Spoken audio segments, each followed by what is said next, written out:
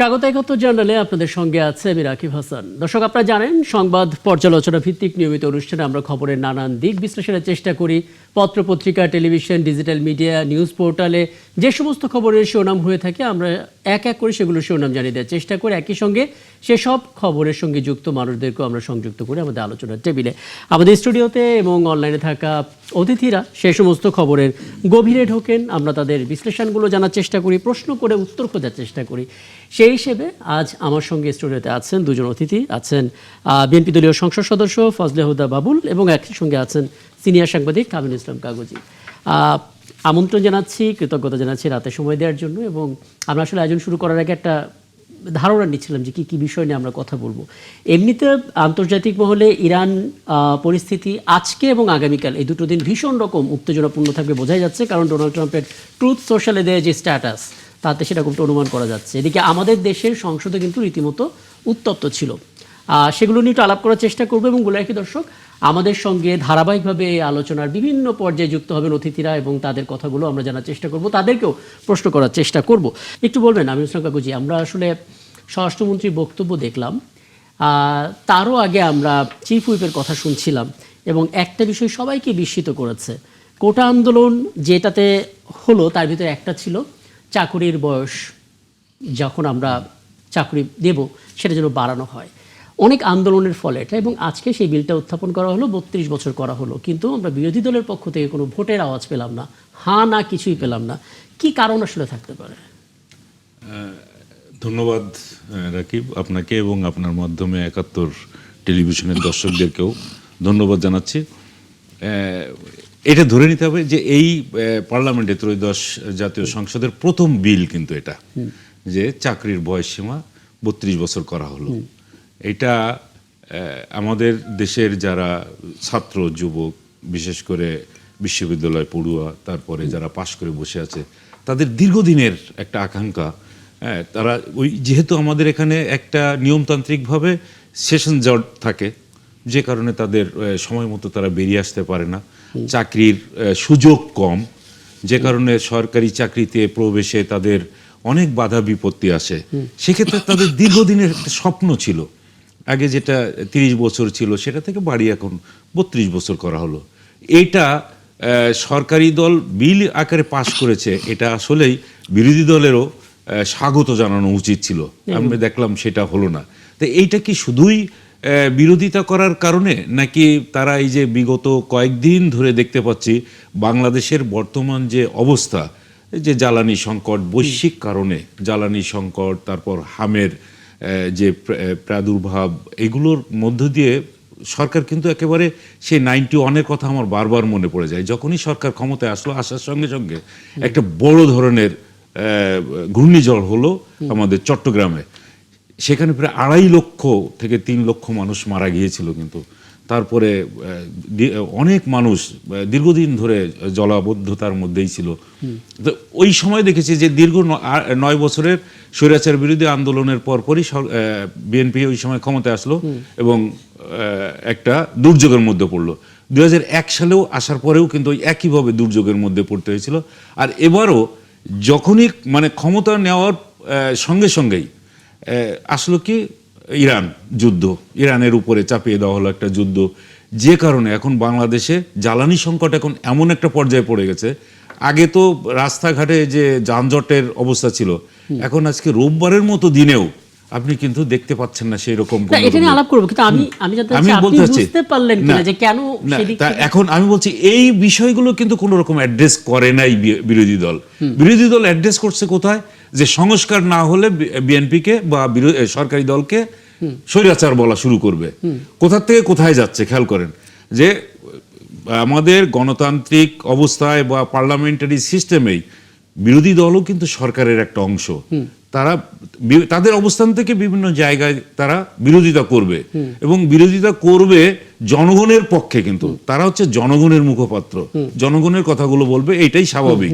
তো এটা কি এই চাকরির বয়সসীমা বাড়িয়ে দেওয়া, এটা কি জনগণের কথা না? এটা কি আমাদের এই যে শিক্ষার্থীদের কথা না? তাহলে তাদের পক্ষেই কিন্তু কথাটা বলা উচিত ছিল, সেটা তারা বলে নাই। তাহলে তাদের অবস্থান থেকে আমি মনে করি তাদের অবস্থান থেকে সেই দায়িত্বটা তারা পালন করে নাই, বরং তারা সরকারের এই যে মানে একেবারে কি বলো মানে হাও না নাও না এরকম মানে হচ্ছে অনেকটা ক্লিবলিং এর মতোই দাঁড়ায় গেল তাদের অবস্থা। আমি এটা নিয়ে একটু ব্যাখ্যা জানার চেষ্টা করি ছোট করে। কামরুল হাসান একটু বলবেন, মানে কিছু কিছু ক্ষেত্র এমন থাকে যেখানে আসলে সরাসরি জনসম্পৃক্ততা থাকে, জনগণের স্বার্থ জড়িত থাকে। সেই হিসেবে সরকারি চাকরিতে প্রবেশের বয়সসীমা 32 বছর করে দেওয়াটা ছিল একটা মানে সাধারণ দাবি, জনগণের ভেতর থেকে আসা। সেই জায়গাটিতে আমরা সংসদে বিরোধী দলদের চুপ থাকতে দেখলাম। একই সঙ্গে মোটামুটিভাবে আমরা আয়োজন করে বলতে শুনিনি বিরোধী দল আসলে কি ভাবছে এই জ্বালানি সংকটের দিক থেকে। আমরা বিশেষ প্রতিবেদনে যখন বুঝলাম তাদের দিক থেকে মূল কথা হচ্ছে সরকারকে আগে সংকট সেটা স্বীকার করতে হবে, তারপর একটা আয়োজন করে বিরোধী দলকে আমন্ত্রণ জানাতে হবে, তারপর বিরোধী দল ভাববে সেখানে যাবে কি যাবে না। মানে বিষয়টা তো জটিল করা হচ্ছে কেন, দুটো একত্রে বলবেন। জি, ধন্যবাদ জানাচ্ছি আপনাকে এবং সহ আলোচক বিন্দু সহ যারা দর্শক শ্রোতা দেখছেন সবাইকে। এখানে কয়েকটা বিষয় আসছে। এক নাম্বার হলো যে বিরোধী দল আসলে এই দাবির পক্ষে ছিল না বিপক্ষে ছিল।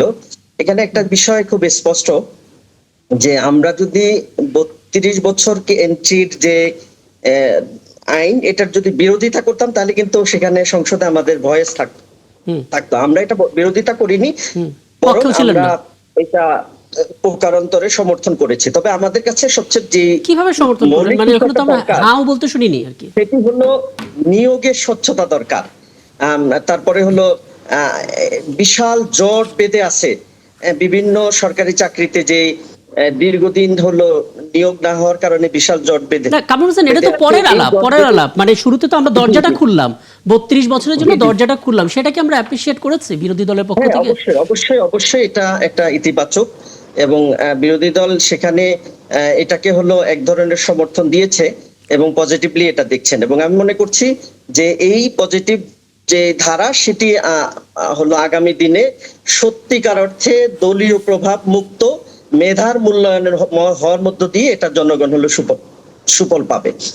আর গ্যাসের যে চলমান সংকট সেটির ব্যাপারে আমাদের বক্তব্য হলো যে আসলে এই সংকট যেহেতু বৈশ্বিক, এখানে রাষ্ট্রের যারা দায়িত্বশীল আছেন তারা যদি এমন কোনো বক্তব্য মিডিয়ার সামনে উপস্থাপন করেন যেই বক্তব্য মানুষের মধ্যে যাতে করে বিভ্রান্তি তৈরি না হয় এবং মানুষের মধ্যে হলো এক ধরনের আতঙ্ক এবং ভয় সৃষ্টি না হয়, সেই জায়গাটাকে খেয়াল করতে হবে।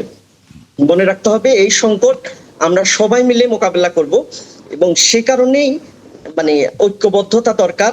এবং বিরোধী দল কিন্তু সামগ্রিকভাবে সরকারকে সাপোর্ট করার চেষ্টা করছেন, সরকারকে হলো পজিটিভ এবং ইতিবাচক কাজে সমর্থন করার চেষ্টা করছেন। তো এই চেষ্টা কিংবা সৎ ইচ্ছাকে সরকার হলো কাজে লাগিয়ে একসাথে বসে এই সংকট মোকাবেলা হলো ভূমিকা রাখবেন বলে আমরা মনে করছি।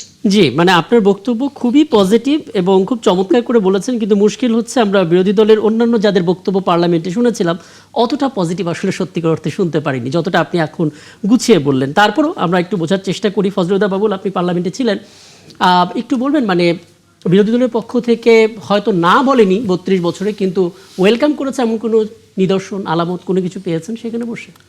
হ্যাঁ, ধন্যবাদ রাকিব ভাই। সরাসরি আপনার সাথে প্রথমবারের মতো আপনার মাধ্যমে জনপ্রিয় টেলিভিশন 71-এর সকল কলাকৌশলীকে শুভেচ্ছা, সহ আলোচক দুজনকেই, বিশেষ করে কাগজি ভাই আমাদের অনেক সিনিয়র ভাই, আমার খুব প্রিয় মানুষ, অনেকদিন পর ওনার সাথে দেখা, ছোটবেলায় বিশ্ববিদ্যালয় জীবন থেকে ওনাকে চিনি। একটু ভয়ে আছে ওনার সামনে কথা বলতে। তো আমাদের বিরোধী দলের সাবেক ছাত্র ইউনিটের সাবেক সভাপতি যে কথাগুলো বললেন খুবই সাধুবাদ দেওয়ার মতো। আর যেটা রাকিব ভাই যথার্থই বললেন যে এই দুটো আপনার ওনার কথার সাথে সংসদে যারা পার্টিসিপেট করেন তাদের কথার এবং অ্যাটিটিউডের একটু ভালো রকমেরই অমিল আছে। প্রথম অমিল দেখুন ভাই, 32 বছরের বয়সসীমা করতে হবে, এটা কিন্তু এই জেনজিদের দাবি ছিল, এটা এনসিপির দাবি ছিল, এটা সমগ্র বাংলাদেশের দাবি ছিল যে দীর্ঘ 17 বছরে যে অনিয়ম এবং দুর্নীতির মাধ্যমে নিয়োগ হয়েছে এবং দল দেখে দেখে এমনকি বিশ্ববিদ্যালয়ের শিক্ষকরা পর্যন্ত, মন্ত্রীরা পর্যন্ত বলেছে ছাত্রলীগ করলে আর ইন্টারভিউ ভাইভা দিতে হবে না। তাদের চাকরি হয়ে যাবে। এসটি ইমামের কথা আপনার মনে আছে? মনে আছে। তো সেই জায়গা থেকে নামটা জানিয়ে দিয়ে একটা মানে মানে যারা ওই সময় ফ্যাসিস্ট বিরোধী ছিলেন সেই গোত্রের কোনো তরুণদেরই চাকরি হয়নি বলতে গেলে। যারা গুপ্ত ছিল, গুপ্তভাবে ঢুকেছে, সেটা অন্য চ্যাপ্টার, অন্য আলোচনা। গুপ্ত বা এই হেলমেট ছাড়া বাহিনী যারা ছাড়া আছেন তাদের কারোই চাকরি বাকরি হয়নি। তো সেই ক্ষেত্রে এটা 32 বছর একটা সময়ের দাবি, এবং এই সংসদে প্রথম বিল একটা পাশ হবে, এটা সকল তরুণের দাবি ছিল এবং সেটা হয়েছে। সেটাকে এক বাক্যে আমরা আশা করেছিলাম সংসদে এটা সময় ক্ষেপণ না করে, এত কথা না বলে অতি দ্রুত এটা পাশ হয়ে যাওয়ার কথা ছিল।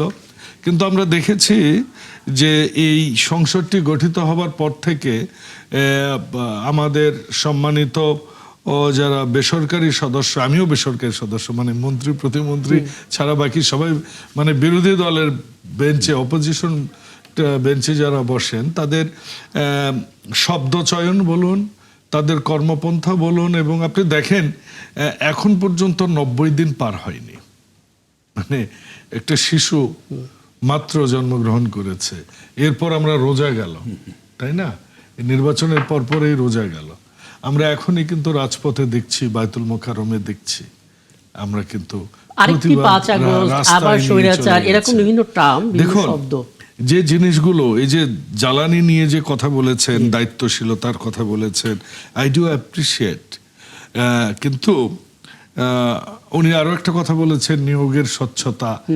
মানে আপনি তো আজীবন তো আপনি চুন খেয়েছেন, আমরা তো আপনাকে দই দিচ্ছি, বড় জোর দইটা টক হবে, হয়তো মিষ্টি না হতে পারে, কিন্তু দই খেয়ে দেখুন না আগে। তার আগেই আমাদের গ্রামের ভাষায় একটা কথা আছে যে না মরার আগেই ভূত। ভূত হয় নাকি মানুষ মরে গেলে, এটা একটা কথার কথা, লোকাল প্রবচন বললাম। তো আগেই আপনি প্রজেকশন করে নিয়েছেন এখানে দুর্নীতি হবে, নিয়োগের স্বচ্ছতা থাকবে না, ব্লা ব্লা ব্লা ব্লা ব্লা। আইনটা পাশ হয়েছে, এটাকে স্বাগত জানান এক বাক্যে। Let's work together. যেটা বললেন জ্বালানির কথা, দায়িত্বশীল স্টেটমেন্টের কথা, আমাদের ভুল হতে পারে, আমরা সব বিএনপির সব ফেরস্তারা তো বসে নিতে জানি। কিন্তু অনেকে এটা মোটা থেকে বলেছেন, ফজলুদ্দার বল যদি একটু যুক্ত করে দিতেন। মানে আমরা পার্লামেন্টে দাঁড়িয়ে মন্ত্রীকে খুব মানে আত্মবিশ্বাসের সাথে বলতে শুনছিলাম যে জ্বালানির কোনো সংকট নেই। হ্যাঁ, এটা ঠিক, আমরা মজুদের কথা শুনেছি, 3 লাখ লিটারের বেশি মজুদ করতে শুনেছি, অভিযানে বেরিয়ে এসেছে। কিন্তু মন্ত্রী যখন বলেন যে কোনো সংকট নেই, তখন এটা ভুল বার্তা যায় কিনা? নেই তো, আচ্ছা, নাই তো সংকট। সংকট কোথায় আছে আপনি জানেন? আমি আমার উপজেলার কথা বলতে পারি, ইতিহাসের সবচেয়ে সর্বোচ্চ তেল বিক্রি এই মাসে আমার উপজেলায় একটাই পেট্রোল পাম্প। আচ্ছা, তাহলে 7টা পর্যন্ত আমরা দোকান কেন খোলা রাখছি? এবং আপনি তো দেখছেন যে কিভাবে এগুলা তারা মজুত করছে, এবং আমরা এগুলা প্রশাসনের লোকজনকে ধন্যবাদ যে তারা কত মানে কষ্ট করছেন, একটা অ্যাডিশনাল প্রেশার নিচ্ছেন তারা। কিন্তু এরা কারা? এরা কি তারাই যারা গুপ্ত ছিল? তাহলে এই সময়েও কেউ যদি তেল মজুত করে, এই সময়েও কেউ যদি ট্যাঙ্কি 3 বার করে নাই, আপনি দেখেছেন যে খোলা বাজারের দোকানে 200 টাকা লিটার বিক্রি হচ্ছে, তারপর কি ওই বাইকটাই ঘুরে আসতেছে, এসে আবার নিয়ে যাচ্ছে, ওই বাইক আর বেচতেছে। এখানে সরকারের মনিটরিং আছে, সরকার মনিটরিং করছে, অবশ্যই করছে। আচ্ছা, মানে এই পর্যায়ে বিরতিতে যেতেই হচ্ছে, আমি বিরতিতে সেখান থেকে আলোচনা শুরু করব। শুনুন, যে দেশে রাজনীতিও গুপ্ত হয় সেই দেশে তেল তো গুপ্তভাবে বিক্রি হতেই পারে। আপনি এটাকে কিভাবে দেখবেন? আমরা এখান থেকে আলোচনা শুরু করব। আমি একটা বিরতিতে যাই, আমি আপনাকে ছোট করে একটা প্রশ্ন করে রাখতে চাই। সেটা হচ্ছে, আমরা যদি শুনি যে জ্বালানির কোনো সংকট নেই, তাহলে নির্দেশনাগুলো কেন জারি করা হচ্ছে? ভবিষ্যতে যেন সংকট না হয় সে কারণে? অবশ্যই। যদি সেটা হয়ে থাকে, তাহলে বিরোধী দলের দিক থেকে মানে কোনো ধরনের আইডিয়া, ধারণা, তাদের সংশ্লিষ্টতা, সেটাই তো আমরা চাই। বিরোধী দলের কাজই তো এটা। বিরোধী দলের কাজ এইটা না যে আমি শুদ্ধ ভাষায় কথা বললাম, আমি এটা জানার চেষ্টা করব বিরতির পর ফিরে এসে। বিরোধী দলের কাজ হচ্ছে আমাদের সাথে কাজ করা, আমাদের অল্টারনেটিভ। একদম। আমি একটা বিরতি থেকে ফিরে এসে তারপর এখান থেকে আলাপটা ফিরতে চাই। ফজলুদ্দার বাবুল, আপনাকে থামিয়েছিলাম, ওখান থেকে শুরুটা করতে চাই। খালি একটা প্রশ্ন যুক্ত করে দিই। আজকে স্বরাষ্ট্রমন্ত্রী পার্লামেন্টে বলেছেন, সংবিধান কখনো সংস্কার হয় না, এটা রহিত হতে পারে, স্থগিত হতে পারে, সংশোধন হতে পারে, কিন্তু এটা সংস্কার হয় না। প্রশ্ন হচ্ছে, ঐক্যমত্য কমিশনে দীর্ঘদিন ধরে যখন সেশনের পর সেশন হচ্ছে, তখন এই কথাটা কি স্বরাষ্ট্রমন্ত্রী তখনকার সালাউদ্দিন আহমেদ, তিনি কি এটা বলেছিলেন, বা এটা নিয়ে আসলে কোনো প্রশ্ন, কোনো আলোচনা সেখানে হয়েছিল যে কেন আসলে সংবিধান নিয়ে আমরা সংস্কার শব্দটা উচ্চারণ করছি? ধন্যবাদ। দেখুন, সূর্য পূর্ব দিকে ওঠে, পশ্চিম দিকে অস্ত যায়, আপনাকে এসে আমার বলতে হবে? আপনি এটা কি বললেন রাকিব ভাই? আচ্ছা, এটা তো স্বতঃসিদ্ধ বিষয়। একটা স্বতঃসিদ্ধ বিষয়কেও যে মনে করিয়ে দিতে হবে, এটা আসলে সরকারি দল এটা বুঝতে পারেনি। এই দুদিন আলোচনার পর, আজকে আলোচনার পর আমরা বুঝলাম, আচ্ছা এটাও বলতে হবে। কারণ এটাই যদি বলতে না হবে, এবং আমি বলি কি যে এটা যে বলতে হবে না, এটা তো ওনাদের ওই দিনই বোঝা উচিত ছিল যেই দিন ওনারা এই আর্টিকেল 106 এর আন্ডারে প্রেসিডেন্টের কাছে শপথ নিয়েছেন। ইট মিনস সংবিধান আফোল্ডেড, রাইট? নাম্বার 1। নাম্বার 2, এইখানে আর এই সংবিধানকে নিয়ে কোনো উপায় নাই সংশোধন করা ছাড়া। There is no other alternative. And আমি আপনার টিভির সকল এই মিডিয়ার মাধ্যমে আমি জানাতে চাই, তাদের যদি কোনো উপায় জানা থাকে, let them express that one. আচ্ছা, নাম্বার 1। নাম্বার 2 হচ্ছে যে যখন আপনি জুলাই সনদে আপনি কিন্তু স্বাক্ষর করেছেন নির্বাচনের পর, নির্বাচন তফসিল ঘোষণার পর, মানে এনসিপি স্বাক্ষর করেছে এবং অনেক টালবাহানা করে। তারপর কি এই জুলাই সনদটা কিন্তু আপনি জানেন কিভাবে এটা স্বাক্ষর হয়েছে, মানে কি কাহিনী, এটা বলতে গেলে আরো একদিন লাগবে। কিন্তু এটুকু বলতে পারি 84টা সুপারিশ হয়েছে, তাই না? 8 মাস যাবত এসেছে, 166টা সুপারিশ করা ছিল, এর মধ্যে 84টা পয়েন্ট এসেছে। এখন এই পয়েন্টগুলো করবার জন্য আমরা কোথায় করব, কিভাবে করব, এটাকে ইমপ্লিমেন্ট কিভাবে করব? তারা বলে আপনারা জুলাই সনদের গণভোট মানবেন না, তাহলে দিলেন কেন? আমাদের পিএম, বর্তমান পিএম তৎকালীন মানে আমার এবং আমাদের দলের, তখন উনি শুধু দলের চেয়ারম্যান ছিলেন, জনাব তারেক রহমান কেন হা বললেন? আরে ভাই, আমরা হা ভোট দিয়ে কি দোষ করেছি নাকি? আবার কখনো কখনো মনে হয় 70% ভোট বোধহয় ওনাদেরই। এটা তো খুব সিম্পল একটা ক্যালকুলেশন, এটার জন্য গণিত শাস্ত্র পড়তে হয় না। আপনি কি একটা বিএনপির ভোট 51%। একটা বিভ্রান্তি পরিষ্কার করবেন, মানে জামাত আমির বিরোধী দলীয় প্রধান নেতা, তিনি বলেছেন যে বিএনপির 31 দফার মধ্যেই সংবিধান সংস্কারের কথা আছে। এবং আমরা খুলে খুলে খুলে দেখার চেষ্টা করলাম, যদিও আমার চোখে সেটা পড়েনি, কিন্তু আপনি বিএনপির একজন নেতা হিসেবে তাদের পার্লামেন্টে কোনো ব্যাখ্যা দিতে পারেন কিনা? অবশ্যই পারি। দেখুন, অত ব্যাখ্যার দরকার নেই তো, আমি তো রাজনীতিবিদ, আমি তো বুদ্ধিজীবী না যে ব্যাখ্যা দিয়ে এটার অন্যরকম একটা মিনিং করব। মানে আপনি দেখবেন যে কোরআনের মিনিং এক এক হুজুর এক এক রকম দেয়, জামাতিরা একরকম দেয়, তবলিগের গুলো একরকম দেয়, পীরেরা আরেক রকম দেয়, যে কারণে ধর্মও এখন অনেকভাবে আমাদের দেশে কিন্তু মানে অনেক প্রশ্নের সম্মুখীন। অনেককে কাফের বলে ফেলে, এটা করে ওইটা করে মুরতাদ বানায় ফেলে মুসলমানকে।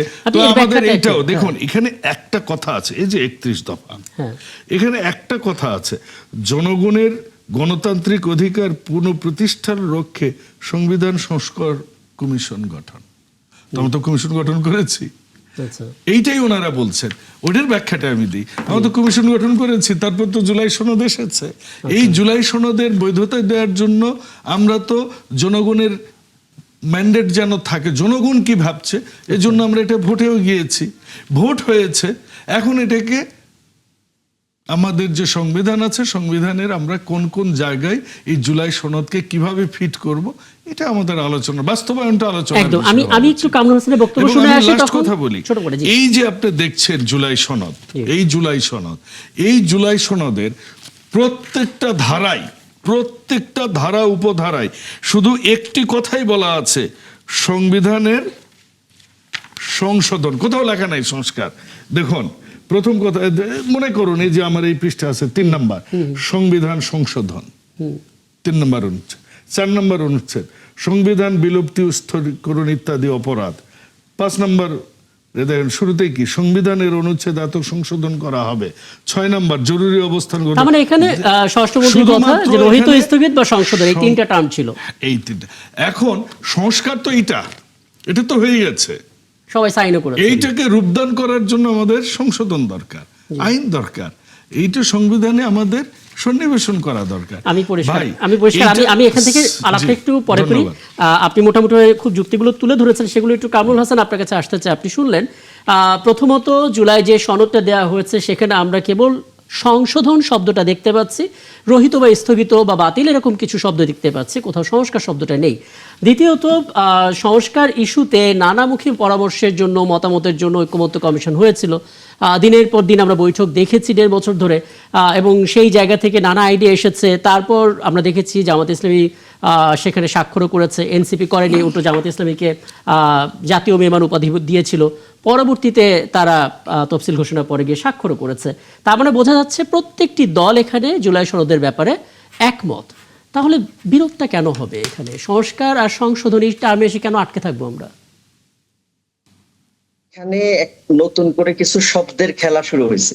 আচ্ছা, এই শব্দগুলো নতুন করে আনার মধ্য দিয়ে সালাউদ্দিন ভাইরা কিংবা আমাদের বাদল ভাইরা বুঝাইতে চান যে ওনারা যা বোঝেন জনগণ আর কিছুই বোঝে না। একটা জিনিস স্পষ্ট হতে হবে, সেটা হলো যেই গণভোট হইল, সেই গণভোট যে অধ্যাদেশ জারি হলো, সেখানে 9 নম্বর ধারাটা আপনি দেখেন, সেখানে এই অধ্যাদেশকেই সংবিধান সংস্কার পরিষদ হিসাবে উপস্থাপন করা হয়েছে। তাহলে সেটা যদি হয় এবং এই পরিষদের আন্ডারে দ্বিতীয় একটা শপথ সংসদ সদস্যরা গ্রহণ করবেন, যারা হলো 30 কার্য দিবসের মধ্য দিয়ে এই অধ্যাদেশগুলো মানে জুলাই সনদ যেটি হলো সেটি হলো আইনে রূপান্তর করবেন। তো এইটা তো ভাই আজকে নতুন কোনো শব্দ না। আপনি এই শব্দ আজ থেকে 1-1.5 বছর আগে থেকে আপনারা হলো সর্বদলীয় সংস্কার পরিষদে বসে আলোচনা করছেন। সেখানে আলোচনা করে করে যেটা এখন চূড়ান্ত লেভেলে আসলেন, এখন আপনি নতুন করে যদি বলেন যে সংস্কার হবে না, এটা হলো স্থগিত হবে, এটা হলো পরিবর্তন হবে, একটা জিনিস মনে রাখবেন ভাই, আমাদের এই রাষ্ট্র কিসে ভালো হবে, কি করলে আমাদের জনগণ আলটিমেট মুক্তি পাবে, সেটা তো আমরা ভালো বুঝি। আমরা যদি রাজনৈতিক দলরা যদি একমত হয়ে একটা সাদা কাগজ করে বললি যে এটা আমাদের কনস্টিটিউশন, অসুবিধাটা কোথায়? কিন্তু আজকে দেখেন আমরা এই যে সালাউদ্দিন ভাই বললো যে এটা নজির নাই। আপনি একটা জিনিস মনে রাখেন, 1975 সালের 6 নভেম্বর যখন সিপাহী বিপ্লব হলো, জনাব জিয়াউর রহমান, রাষ্ট্রপতি জিয়াউর রহমান হলো 7 নভেম্বর ফাহিমের কাছ থেকে ক্ষমতা নিলেন। কোন সংবিধানের আদলে তিনি ক্ষমতা নিলেন? তিনি হলো ক্ষমতা নেওয়ার পরে সেখানে তারও আগে মানে 15ই আগস্ট থেকে প্রায় 9 বছর 2 মাস 72-এর সংবিধান স্থগিত ছিল। এরপরে হলো জুলাই বিপ্লব 24 যেটি আসছে, 72-এর সংবিধান যদি কার্যকর থাকতো এবং এই সংবিধান জনগণকে যদি সুরক্ষা দিতে পারতো, তাইলে তো আর নতুন করে এই পরিস্থিতি তৈরি হতো না। সেই কারণেই তো এত আলোচনা, সেই কারণেই তো জুলাই সনদ, সেই কারণেই তো জুলাই সংস্কার। সুতরাং আমার মনে হচ্ছে এই বুজুং বাজুং বাদ দিয়ে একেবারে এটাও তো মানে পার্লামেন্টে আমরা বলতে শুনলাম। হ্যাঁ, যেমন কামরুল হাসান দেখুন, এই সংস্কারগুলোর ব্যাপারে আমরা ঐক্যমত হয়েছি, সেগুলো বাস্তবায়ন করেন। গণভোট যেটার কারণে হয়েছে, 70% মানুষ যে কারণে হলো, কিন্তু কামরুল হাসান একটা জিনিস বলবেন, মানে আপত্তিটা কি সংবিধানের ধারাতে নাকি 72-এর সংবিধানকে? মানে অনেকে এটা বলছেন যে 71-এ যারা আসলে হেরে গিয়েছিল, 72-এর সংবিধানটা আসলে তারা ঠিক মতো নিতে পারছে না কোনো ক্ষেত্রে। আরে ভাই, এটা যদি ঠিক থাকতো তাহলে জিয়াউর রহমান কেন 72-এর সংবিধান মানলেন না? তিনি কেন হলো এই 75-এর 6 নভেম্বর ক্ষমতা নিয়ে হলো 75-এর সংবিধান 72-এর সংবিধান কেন তিনি হলো অ্যাপ্লাই করেন নাই? তিনি উত্তরটা একটু খুঁজে আসি কামরুল হাসান, এই যে আপনার প্রশ্নের উত্তরটা তাহলে একটু খুঁজে আসি, যদি ফজলুল হুদা বাবুল একটু উত্তরটা দিয়ে দেন আপনি। জি, ধন্যবাদ। এই উত্তরটা বেগম খালেদা জিয়াই দিয়েছেন। হ্যাঁ কামরুল হাসান, আমি আসছি আপনার কাছে, আপনার ওই অংশের উত্তরটা একটু জেনে আসি। জি শুনুন, এই উত্তরটা বেগম খালেদা জিয়া দিয়ে গেছেন, ঠিক আছে? উনি বলেছেন যে গত 17 বছরে এই যে আপনার 5ম সংশোধনী বাতিল, তত্ত্বাবধায়ক সরকার বাতিল, এগুলোকে উনি ছুঁড়ে ফেলে দিতে চেয়েছেন। কিন্তু শহীদ প্রেসিডেন্ট জিয়াউর রহমান যেটা করেছিলেন, ওটা কিন্তু গণ অভ্যুত্থান বলে না, ওটা বলে বিপ্লব ও সংহতি দিবস বলে। এবং যেটা আমাদের সহালোচক কামরুল হাসান ভাই বললেন যে 6 নভেম্বর নয়, এটা 7 নভেম্বর। 1, 2 উনি আরেকটা কথা যে বললেন যে রাজনৈতিক দলগুলো একমত হয়ে যদি কোনো কিছু করে, সেখানে আর সংবিধানের কোনো প্রয়োজন হয় না, সবাই একমত করে বললে সেটাই হবে, রাইট? আচ্ছা, এটা কি সবাই একমত করে করেছিল নাকি? তা আমরা তো সেটাই করছি, সেটা করেই তো এটাকে এখন সংবিধানে ইনকর্পোরেট করছি। এটাই তো রাজনৈতিক দলের সমঝোতা, এবং সেটা তো আমরা কিছু নোট অফ ডিসেন্ট ছিল যেটাতে আবার তাদের আপত্তি ছিল বিরোধী দলের, কারণ তারা সেটা স্বাক্ষর করেছে, আমরাও করেছি। এবং এখানে এটাও বলা আছে, তো এই জায়গাটা তো খুব ক্লিয়ার। অবশ্য কোনো রাজনৈতিক দল বা জোট তাদের নির্বাচনী ইস্তেহারে উল্লেখপূর্বক যদি জনগণের ম্যান্ডেট লাভ করে, তাহলে তারা সেই মতো ব্যবস্থা গ্রহণ করতে পারবেন। 1, 2, ব্যালট পেপারের ঘতে কি বলা ছিল? যারা ম্যান্ডেট পাস করবেন তারা তো পরিবর্তন করতে পারবেন, অথরিটি থাকবে। ব্যালট পেপারেও ছিল লাস্ট যে পয়েন্টটা। কাজেই জনগণ কিন্তু, এই যে উনি এখন বললেন না, এই যে জনগণ জাতি, তারা এখন তাদের পক্ষে, আরে ভাই তারা যেটা বলছেন, জনগণের কথা বলছেন, এই জাতির কথা বলছেন, আরে ভাই জনগণ জাতি তো সেটা রায় দিয়ে দিয়েছেন। আবারও আসবো আপনার কাছে, আমি আবার একটু ঘুরে আসতে চাই। কামরুল হাসান, আপনাকে থামিয়েছিলাম, আপনি একটা বিষয় একটু বলবেন। মানে কিছুটা জায়গা তো এখন আলোচনার সুযোগ রয়েছে, এখন আমরা রাজপথে এমন কিছু শব্দ প্রয়োগ করতে দেখছি, মানে আরেকটি 5 আগস্টের দিকে আমরা যাব যদি দাবি না মানা হয়, স্বৈরাচারের মনোভাব পাওয়া যাচ্ছে, ফ্যাসিস্ট ফিরে আসছে, নানা রকমের টার্ম ব্যবহার করা হচ্ছে। আপনার কি মনে হয় না যে এটা একটু বেশি ওজনদার শব্দ হয়ে যাচ্ছে একটু আগে ভাগে? না ভাই, এখানে মূল ক্রাইসিসটা তো বিএনপি তৈরি করলো। এখানে জুলাই সনদের যে আইনি ভিত্তি, সেই ভিত্তিটা কি আসলে? সেই ভিত্তি হলো অধ্যাদেশের মাধ্যমে এটার ভিত্তিটা তৈরি হয়েছে। এখন আপনি যদি এই অধ্যাদেশগুলো না মানেন, সেগুলো যদি বাদ দিয়ে দেন, তখন তো আপনার অনেকগুলো ক্রাইসিস তৈরি হবে।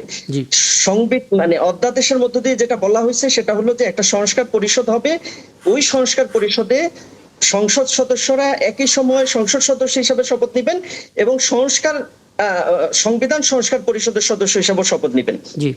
দেন সবাই বসে জুলাই সনদের আলোকেই এই হলো যে মৌলিক যে সংস্কারগুলো, সেগুলো সংস্কার করবার জন্য প্রয়াস গ্রহণ করবেন বা উদ্যোগ গ্রহণ করবেন।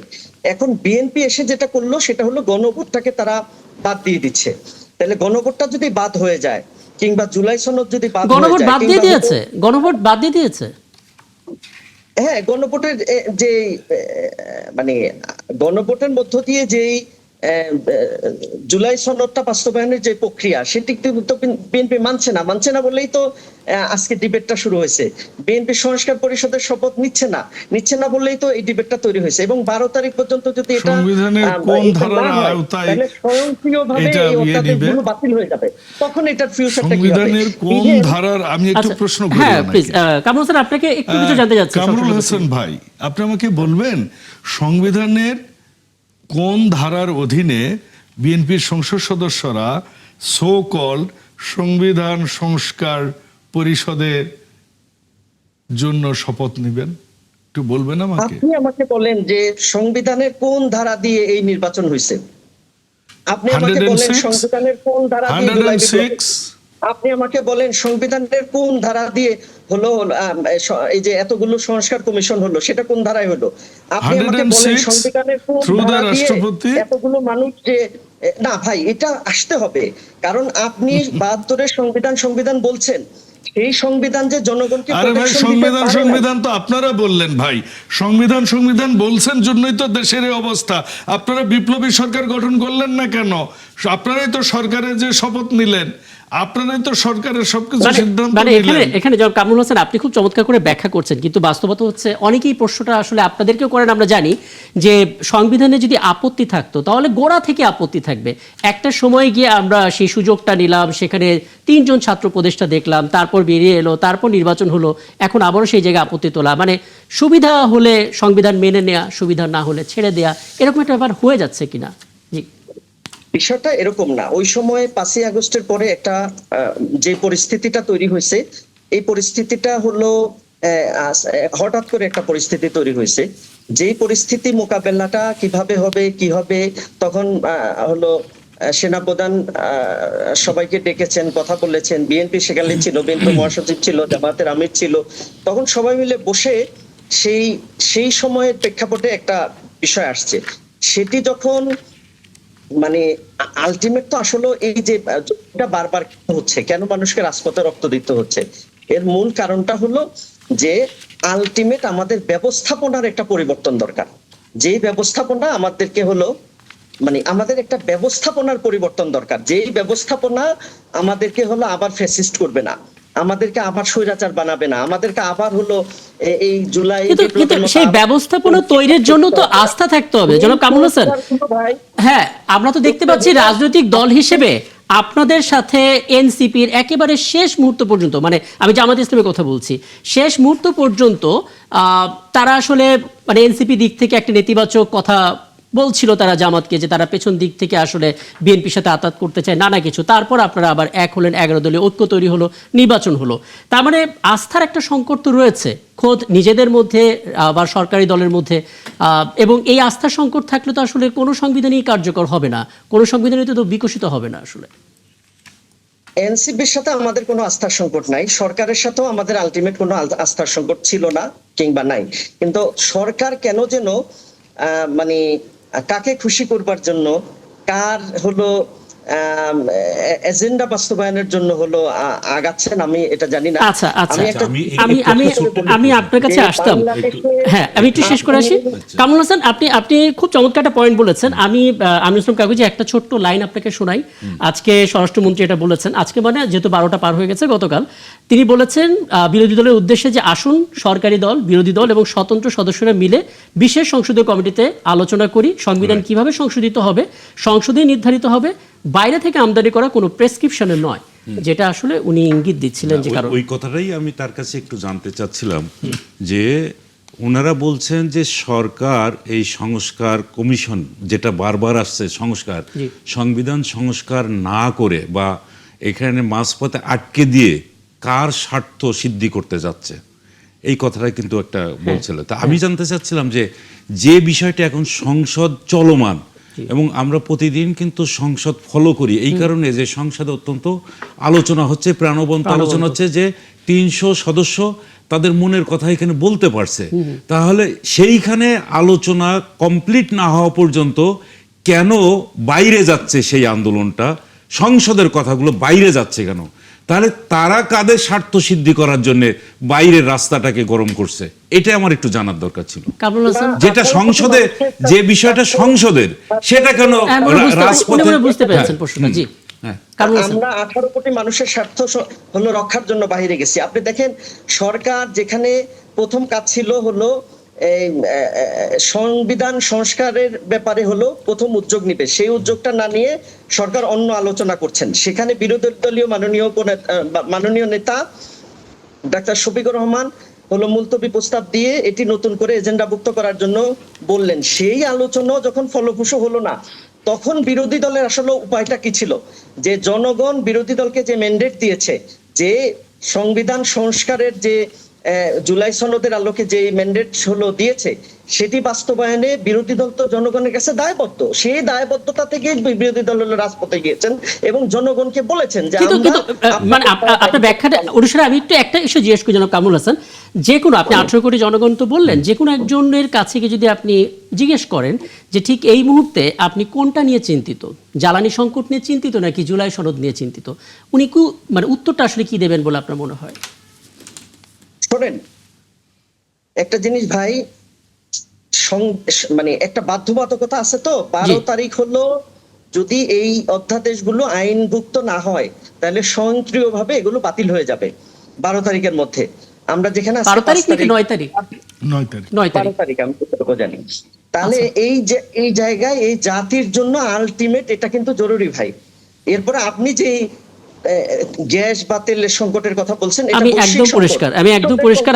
আমি আসলে গেল কয়েকদিন ধরেই বিরোধী দল অনেকের কাছে এটা জানতে চাচ্ছিলাম, এবং কামরুল হাসান খুব চমৎকার করে আসলে বললেন যে কেন আসলে তারা জাতীয় সংকটের বাইরে গিয়ে বা সেটার পাশাপাশি এই আন্দোলনটা নিচ্ছে। কিন্তু একটা বিষয় একটু ফজলে হুদা বাবুল, মাননীয় সংসদ সদস্য, আপনি একটু বলবেন, মানে 18 কোটি মানুষের কথা তিনি বলেছেন। আমরা দেখতে পাচ্ছি যারাই 18 কোটির মধ্যে ভোটার, তাদের আবার 51% বিএনপিকে ভোট দিয়েছে, আবার ওদিকে 70% মতো পড়েছে হাঁ ভোট। তার মানে বোঝা যাচ্ছে হাঁ ভোটের পক্ষে মানুষ, এবং তারা বিএনপিতেই আস্থা রাখতে চাচ্ছে, যে কারণে সংকটটা এরকম দেখা যাচ্ছে। তাহলে এখন আন্দোলন হলে জনগণের মনোভাবটা কি হবে? দেখুন, প্রথম কথা হচ্ছে তারা তো 18 কোটি জনগণের প্রতিনিধিত্ব করে না, এটা তো এই 1 মাস আগেই ফয়সালা হয়ে গেছে। দ্বিতীয় কথা হচ্ছে যে এই যে রাজপথের আন্দোলন, এখানে বেনিফিটেড কিন্তু তারাই হবে যাদের সহযোগিতায় এই জামাতে ইসলাম 28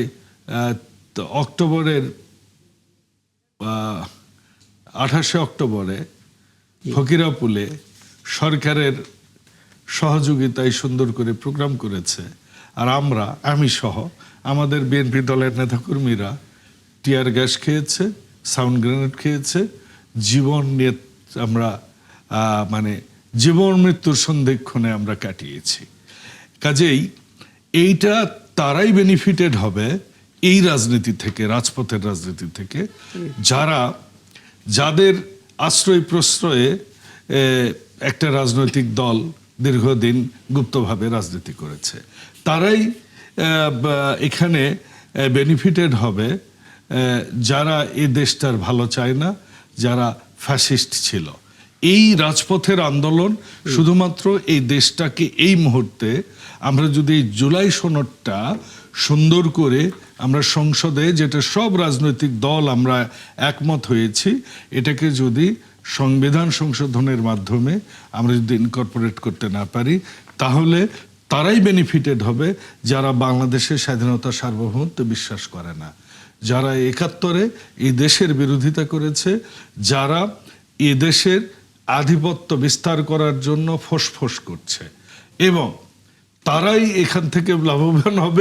এটা তো একটা মানে ইন জেনারেল বক্তব্য। আমি শুধু আপনার কাছে এটা জেনে আমি বিরতিতে যাব, সেটা হচ্ছে এই মুহূর্তে তারা যদি এই দাবি নিয়ে রাস্তায় নামে, যেহেতু সময় কম তাদের হাতে, জনগণকে পাশে পাবে কিনা? কারণ জনগণের অভিজ্ঞতা 18 মাসে জনগণকে পাশে পাবে কিনা এটা 12 ফেব্রুয়ারিতে ডিসাইডেড হয়ে গেছে। এই জনগণ কাদের?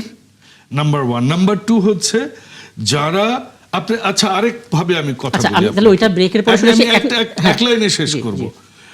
69-এ গণ অভ্যুত্থানে যারা নেতৃত্ব দিয়েছে তারা সরকারের স্বাদ নাইনি।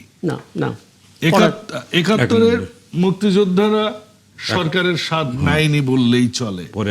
90-এর যারা গণ অভ্যুত্থানে জীবন দিয়েছে এবং যারা নেতৃত্ব দিয়েছে সরকারের অংশ হয়নি, কিন্তু আমরা 24-এ দেখেছি সরকারের স্বাদ পেতে চায়। এই নতুন বন্দোবস্ত, এই ধারার নতুন বন্দোবস্ত, এই জাতি একদিন তাদের কাছে বিচার চাইবে যে বন্যার জন্য টিএসসিতে যে টাকা উঠানো হয়েছিল, জনগণ দিয়েছে, এটা কোথায় গিয়েছিল। আমি এখানে একটা বিরতিতে যাব, এবং অনেক ধন্যবাদ কামরুল হাসান, আপনি ছিলেন আমাদের সঙ্গে, এবং আরো কথা হবে নিশ্চয়ই পরবর্তীতে আপনার সঙ্গে। এবং আবারও বিরতির পরে 71 চ্যানেলে ফিরলাম এবং আমরা আন্তর্জাতিক অঙ্গনে যাব। তবে দেশের রাজনীতির সবশেষ ছোট্ট আলাপটা একটু সেরে নিতে চাই। ফজরুদ্দোজা বাবুলকে থামিয়েছিলাম, আপনাকে তো শুরু করব, কিন্তু 1 মিনিটের জন্য একটু কামরুল হাসান যুক্ত হবেন। তিনি তার শেষ বক্তব্যটা একটু দেবেন, বোধহয় এই বিষয়ে তিনি কিছু যুক্ত করবেন। কামরুল হাসান। জি, ধন্যবাদ। বাদল ভাই বললেন যে আসলে জনগণ কারা সাথে আছে, এটা হলো প্রমাণিত। এখানে আমি দুইটা কথা বলতে চাই। একটা হলো আমরা যে ইস্যু নিয়ে রাজপথে নেমেছি কিংবা সংসদে আমাদের দৃষ্টি আকর্ষণ করার চেষ্টা করেছি, সেই ইস্যুতে 70% জনগণ আমাদেরকে রায় দিয়েছেন, মানে হায়ের পক্ষে ভোট দিয়েছেন। 2 নাম্বার হলো যে বাদল ভাইদেরকে 51% জনগণ রায় দিয়েছেন। সুতরাং এই জায়গায় আমরা বলি যে এখানে জনগণ আমাদেরকে রায় দিবেন, আমাদের পক্ষে থাকবে। 28 অক্টোবরের কথা বলেছেন। 28 অক্টোবর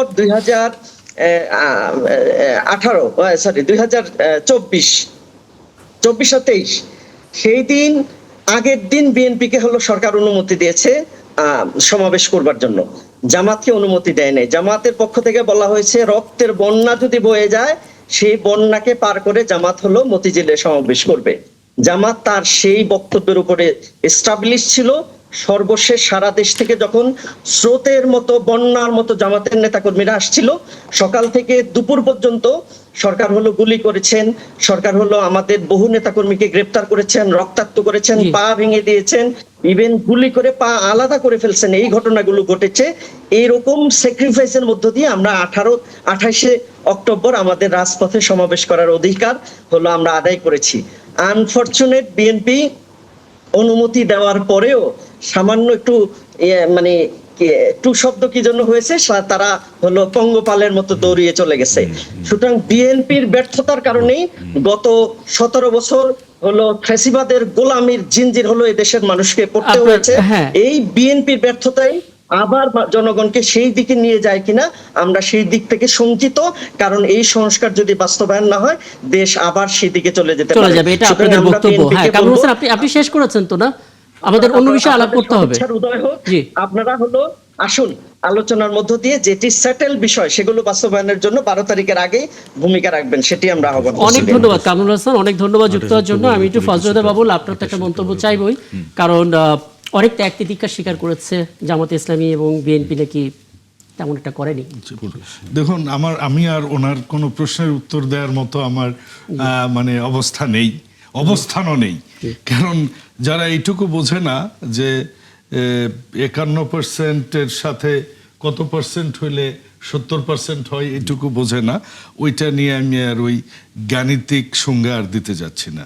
নাম্বার 1। নাম্বার 2 হচ্ছে ওনারা অনেক কিছু করেছেন, আমাদের একটু টু শব্দ হয়েছে, এটা আপনি খুব ভালো জানেন, মিডিয়ার দর্শক এটার বিচার করবে, ওটার উত্তর দেবারও আমি কোনো প্রয়োজনীয়তা বোধ করছি না। তৃতীয় কথা হচ্ছে, উনি ওনার আগের বক্তব্যে একটা কথা বলেছিলেন, ওনাদের নেতা, আমাদের সংসদের মাননীয় বিরোধী দলীয় নেতা ডাক্তার শফিক সাহেব, উনি মুলতবি প্রস্তাব নিয়ে এসেছিলেন। দেখুন, স্বাধীনতার পর থেকে 3টে মুলতবি প্রস্তাব এসেছিল, 3টারই নিয়ে ফার্দার প্রসিড হয়নি, কোনো সিদ্ধান্ত হয়নি। নাম্বার 1। নাম্বার 2, ওনাদের জানতে হবে, আমি ওনাকে অনুরোধ করব যে আপনারা একটু পার্লামেন্টারি রুলস অফ প্রসিডিং ভালো করে পড়তে, আপনার নেতাকেও পড়তে বলবেন, উইথ ডিউ রেসপেক্ট। উনিও প্রথমবার পার্লামেন্ট মেম্বার, আমিও পার্লামেন্ট মেম্বার প্রথমবার।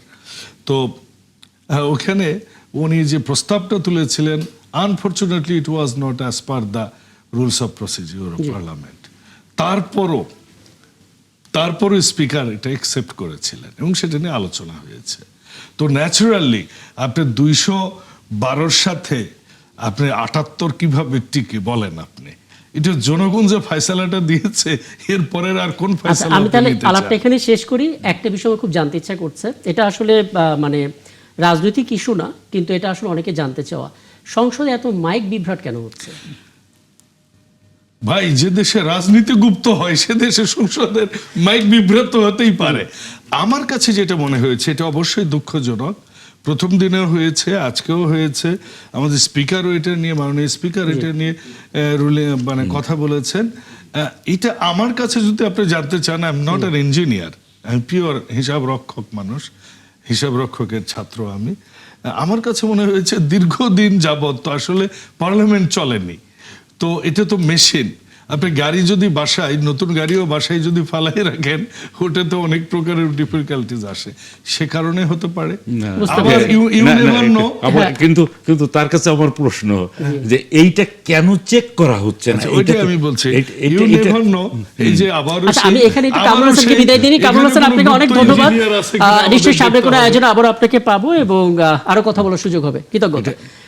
এবং আমরা দেখতে পাচ্ছি এই মুহূর্তে আমাদের সঙ্গে নিরাপত্তা বিশ্লেষক লেফটেন্যান্ট জেনারেল অবসরপ্রাপ্ত মোহাম্মদ কামরুজ্জামান যুক্ত আছেন। এবং জনাব কামরুজ্জামান, আপনাকে আমন্ত্রণ জানাচ্ছি এবং বলে রেখে আমার সঙ্গে স্টুডিওতে আছেন বিএনপি দলীয় মাননীয় সংসদ সদস্য ফজলুল বাবুল এবং আছেন সিনিয়র সাংবাদিক আমিনুল ইসলাম কাগজি, এবং বোধ করি তাদের দুজনের সঙ্গে আপনার আগে বিভিন্ন সময় বিভিন্ন আয়োজনে কথা হয়েছে। আমরা আসলে ইরান ইস্যুতে ট্রাম্পের যে বক্তব্য, মাত্র 4 লাইনের ট্রুথ সোশ্যালে দেয়া স্ট্যাটাসের ভিতরে তিনি অন্তত 5টা অশালীন শব্দ প্রয়োগ করেছেন এবং ইরানকে বলেছেন নরকের কারাগার বানানো হবে এবং তারা আসলে ব্রিজ ডে এবং পাওয়ার প্ল্যান্ট ডে উদযাপন করবে। আসলে এখনকার প্রেক্ষাপটটা কি দেখছেন? মানে ইরান সেই হুমকির মধ্যেই কিছু করতে পারছে নাকি অনেকটা পেছনে হাঁটলো, কি বলবেন? 71 জার্নালের দর্শকদের এবং আমার সাথে যারা কো পার্টিসিপেন্ট আছেন তাদের সবাইকে সালাম জানিয়ে আমি আপনার প্রশ্নের উত্তরে যেটা বলতে চাই যে যুদ্ধটা কিন্তু আজকে 37 দিনে পড়েছে। আমরা 28শে ফেব্রুয়ারিতে শুরু হয়েছিল, আজকে 6 তারিখ, এবং অপারেশন এপিক ফিউরি নাম দিয়ে ইউএসএ আর রোরিং লায়ন নাম দিয়েছে এটার ইসরায়েল, এবং ইরানের পক্ষে এটাকে বলা হয়েছে ট্রু প্রমিস 4। আমরা প্রথম থেকেই দেখতে পেয়েছি যে যুদ্ধের যে আইন, লজ অফ আর্মড কনফ্লিক্ট, এবং যুদ্ধের যে অ্যাক্সিওলজির 2টা অংশ, একটা এথিক্স এবং একটা অ্যাস্থেটিক্স। কোনোটার মধ্যেই আপনার যারা অ্যাগ্রেসর, ইউনাইটেড স্টেটস অফ আমেরিকা এবং ইসরায়েল, তারা আইনও মানছে না এবং অ্যাক্সিওলজিক্যালিও তারা মানে একটা স্ট্যান্ডার্ডের অনেক নিচে। সেই তুলনায় ইরান কিন্তু বীর দর্পে রাইট কজের জন্য ডিফেন্ড করার জন্য নিজের দেশকে তারা যুদ্ধ চালিয়ে যাচ্ছে। সুতরাং আপনি যেটা বললেন যে 4 লাইনের যে বিবৃতি, এর মধ্যে অনেক হার্শ ওয়ার্ড, কঠিন শব্দগুলো ইউজ করা, এটা তো মানে স্বাভাবিক বলি আমার কাছে মনে হয়। হ্যাঁ, এবং বলে রাখি যে খোদ মার্কিন পলিটিক্যাল অ্যাডভাইজার এবং অ্যানালিস্ট যারা, তারা ট্রাম্পের পোস্টের কড়া সমালোচনা করেছেন এবং বলেছেন দেশের সার্বভৌমত্ব এবং অবকাঠামো ধ্বংসের হুমকির পাশাপাশি যেভাবে ট্রাম্প গালিগালাজ করেছেন তা কূটনৈতিক শিষ্টাচারের চরম লঙ্ঘন। জি জি, তো এটার প্রেক্ষিতে আরো আমরা দেখতে পাচ্ছি যে ইউনাইটেড স্টেটস অফ আমেরিকায় এখন কিন্তু ট্রাম্পের বিরুদ্ধে অনেকেই সোচ্চার হয়েছে। একইভাবে আপনার ইসরায়েলেও আমরা দেখতে পাচ্ছি নেতানিয়াহুর বিরুদ্ধেও অনেক আন্দোলন এবং সমালোচনা আলোচনা হচ্ছে। পুরো বিশ্ব দেখছে যে ন্যায়ের বিপক্ষে কিভাবে অন্যায়কারীরা কিভাবে যুদ্ধ চালিয়ে যায়। এবং আমরা দেখতে পাচ্ছি আমি আলাদা করে নেতাদের বিরুদ্ধে তাদের দেশে জনগণ ক্ষুব্ধ হচ্ছে, এটা নিয়ে আলাদা করে জানার চেষ্টা করব। আমি শুধু আপনার কাছে এই তথ্যটা জানতে চাই, আপনার পর্যবেক্ষণে কি মনে হচ্ছে, ট্রাম্প যা বলেছে সেটা করবে, নাকি এটা সিম্পলি একটা হুমকি দিয়ে মোরালি ডাউন করার চেষ্টা করছে?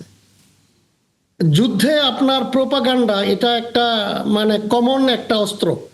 আপনি সত্য মিথ্যাকে মিলিয়ে অথবা টোটালি মিথ্যা দিয়ে শত্রুপক্ষকে সাইকোলজিক্যালি, এটাকে সাই ওয়ারফেয়ার বলে সংক্ষেপে, মানে মানসিকভাবে দুর্বল করার জন্য অনেক সময় এরকম প্রোপাগান্ডা চালানো হয়।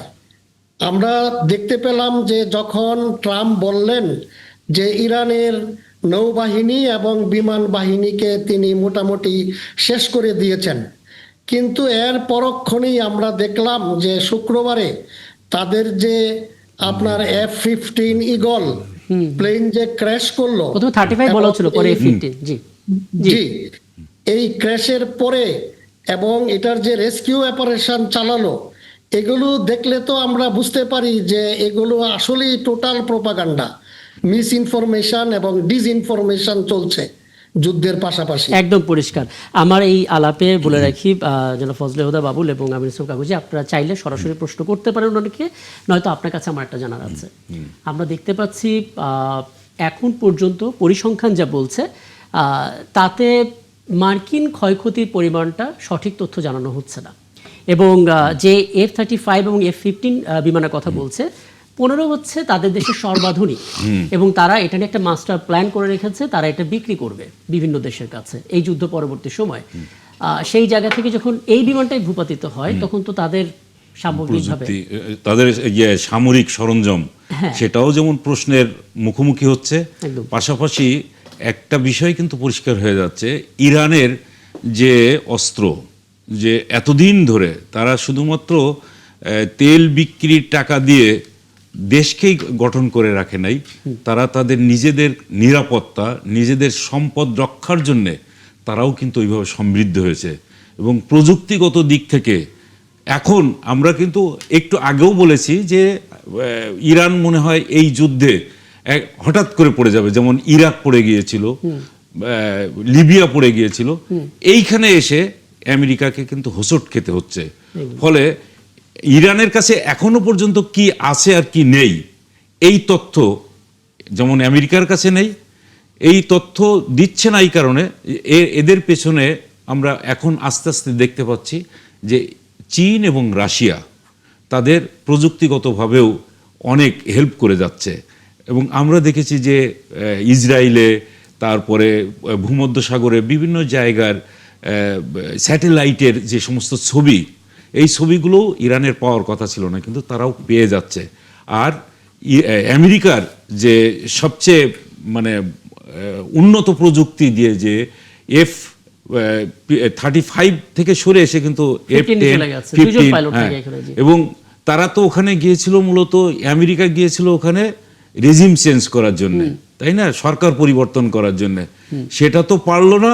এখন কিন্তু নিজেদের পাইলট খোঁজার জন্য ইরানে ঢুকতে হচ্ছে। তথ্য হচ্ছে হেলিকপ্টার গিয়েছিল রেস্কিউ করতে, হেলিকপ্টারটাকেও নামানো হয়েছে। এবং ওই জায়গায় এখনো পর্যন্ত তো স্থল যুদ্ধ যেটা, সেটা শুরুই করে নাই, এখনো পর্যন্ত এয়ার স্ট্রাইক চলছে। আমরা মনে হয় উনি অত্যন্ত চমৎকার করে বলেছেন যে একটা প্রোপাগান্ডা, মানে আওয়াজ দিয়ে, হ্যাঁ, ভয়ভীতি দেখানো, যে যুদ্ধক্ষেত্রে প্রতিপক্ষকে ডিমোরালাইজ করার যে কৌশল, এখন ট্রাম্প হয়তো সেই কৌশলের দিকেই যাচ্ছে। আমরা আসলে মানে ট্রাম্পের মধ্যে কিন্তু সেই ওই এর কথা বলতে হয়, যে হুটহাট করে মেরে দিলাম, হুটহাট করে বলে দিলাম এক একটা কথা।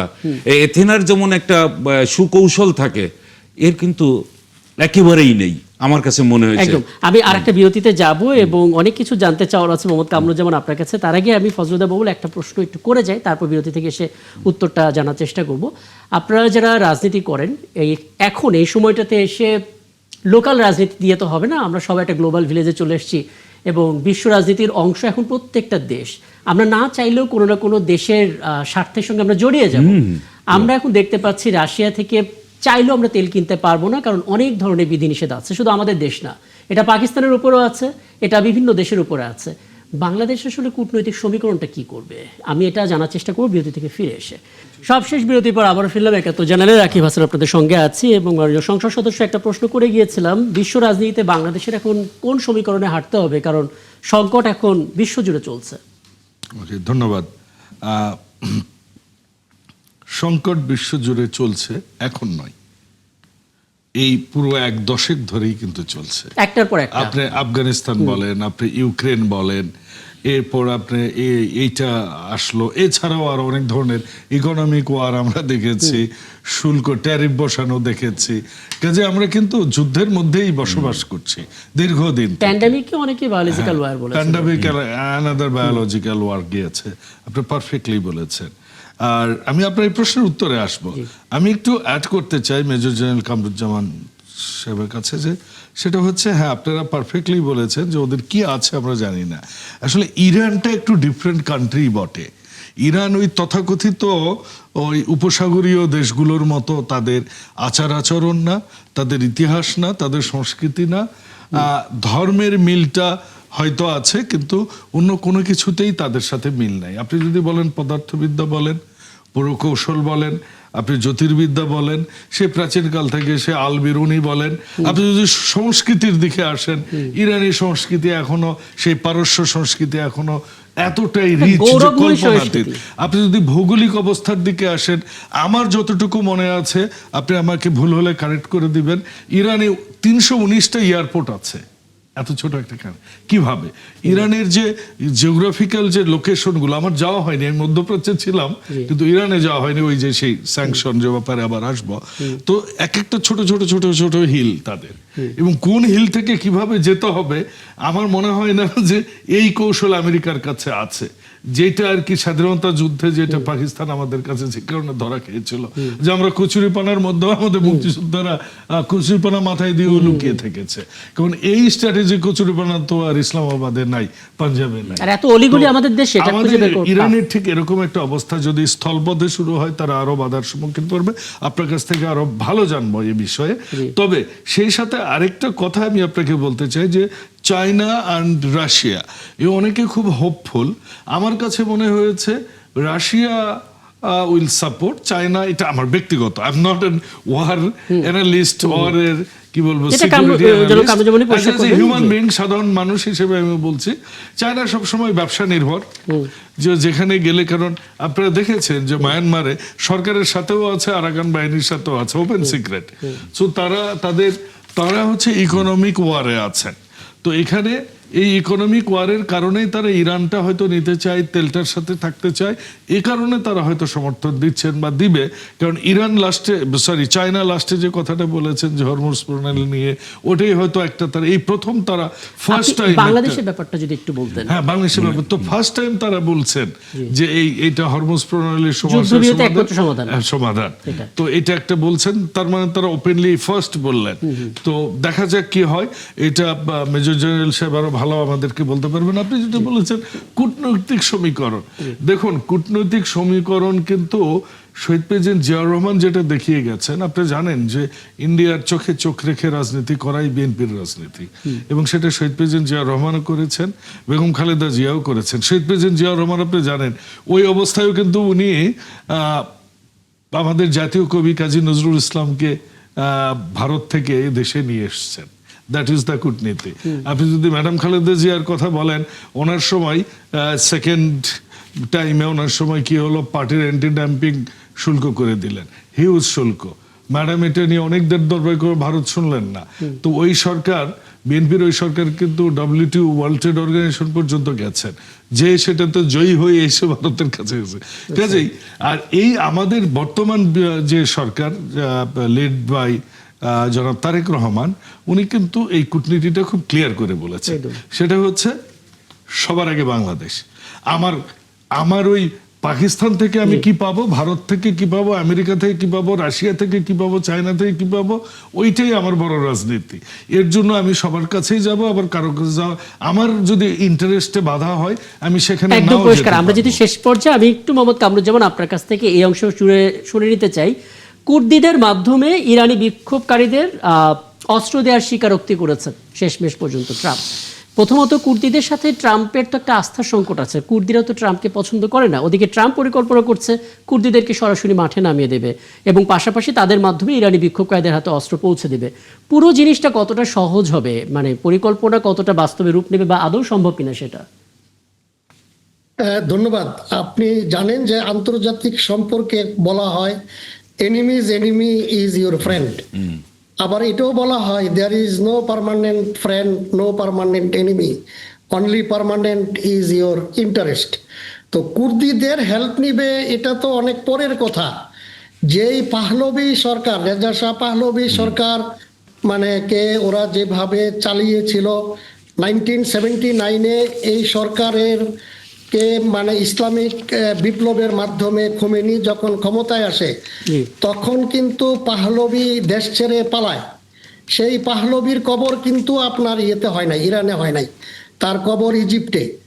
এই পাহলভির ছেলেও কিন্তু এখন আপনার এই ইউনাইটেড স্টেটস অফ আমেরিকার মেইনল্যান্ডে বসে মানে ওয়েট করছে যে সরকার পরিবর্তন হলে হয়তোবা উনি আবার ক্ষমতায় আসবেন।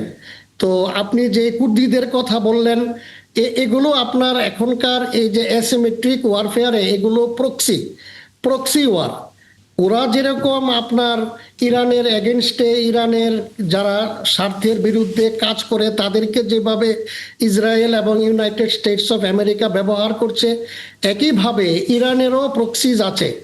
আমরা হিজবুল্লাহকে দেখছি লেবানন থেকে ফাইট করছে, আমরা হুতিদের দেখছি ইয়ামেন থেকে, এরা রেড সি এবং বাবল আল মেন্ডেব যে স্ট্রেট, ওখানে ওরা ফাইট করছে। সো এগুলো যুদ্ধের সময় এগুলো হবে। তো আমাদের মনে রাখতে হবে যে এই প্রক্সিরাও কিন্তু কাজ করার সময় ওরা দেখে যে রাইট কজ অফ ওয়ার কার, যারা রাইট কজে যুদ্ধ করে, নীতির জন্য যুদ্ধ করে, তাদের পক্ষেই আপনার প্রক্সি দিন দিন বাড়ে, সারা দুনিয়ার মানুষের সাপোর্ট ওদের দিকে যায়।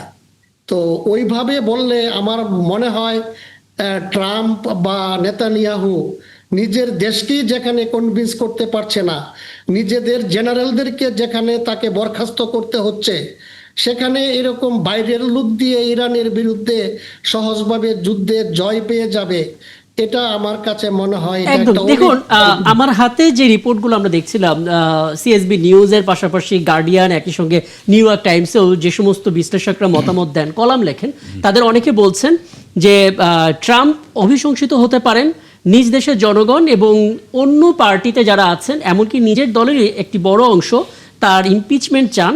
একই সঙ্গে ট্রাম্পের সাম্প্রতিক সময় যে সিদ্ধান্ত নিয়েছেন যে সামাজিক এবং মানবিক খাত থেকে বরাদ্দ কমিয়ে সেটা সামরিক খাতে যুক্ত করে দেয়া, ফলে মানবাধিকার বঞ্চিত হচ্ছেন অনেকে। আপনার মনে হয় কিনা এই সব কিছু বিবেচনায় নিয়ে রাজনৈতিকভাবে একটা সিদ্ধান্ত নিতে পারে মার্কিন প্রশাসন?